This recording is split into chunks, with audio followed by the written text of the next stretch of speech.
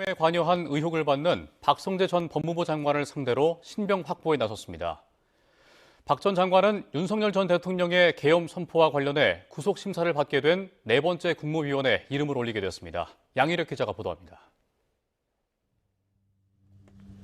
지난달 중순 내란 특검은 박성재 전 법무부 장관을 내란 중요 임무 종사 혐의 등으로 소환했습니다.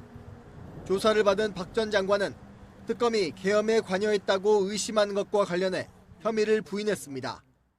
통상적인 업무 수행에 대해서 다른 평가를 하는 것에 대해서 제가 알고 있는 모든 내용을 상세하게 말씀드렸습니다. 하지만 특검은 박 전 장관이 법무부 수장으로서 계엄의 불법성을 인지한 뒤 제지했어야 하지만 오히려 관여했다고 보고 구속영장을 청구했습니다. 박 전 장관과 법무부 등을 상대로 한 압수수색뿐만 아니라 심우정 전 검찰총장과 법무부 전 검찰과장 등 여러 참고인 조사를 이어온 결과 범죄 사실이 있다고 판단한 겁니다.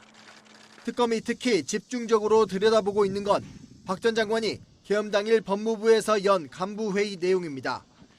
윤석열 전 대통령의 계엄 계획을 가장 먼저 들은 최측근 가운데 한 명인 박 전 장관이 합동수사본부에 검사를 파견하는 방안을 검토하라고 지시했는지 의심하고 있기 때문입니다.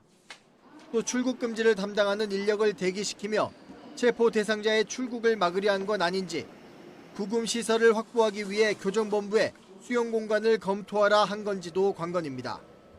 특검은 박 전 장관의 신병을 확보하는 대로 법무부와 검찰 내 계엄 후속 조치가 있었는지 수사에 박차를 가할 전망입니다.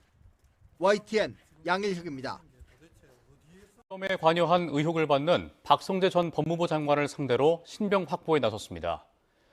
박 전 장관은 윤석열 전 대통령의 계엄 선포와 관련해 구속 심사를 받게 된 네 번째 국무위원에 이름을 올리게 됐습니다. 양희력 기자가 보도합니다. 지난달 중순 내란 특검은 박성재 전 법무부 장관을 내란 중요 임무 종사 혐의 등으로 소환했습니다. 조사를 받은 박 전 장관은 특검이 계엄에 관여했다고 의심한 것과 관련해 혐의를 부인했습니다. 통상적인 업무 수행에 대해서 다른 평가를 하는 것에 대해서 제가 알고 있는 모든 내용을 상세하게 말씀드렸습니다.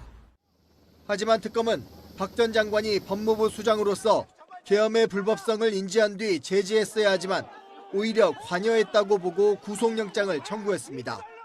박 전 장관과 법무부 등을 상대로 한 압수수색뿐만 아니라 심우정 전 검찰총장과 법무부 전 검찰과장 등 여러 참고인 조사를 이어온 결과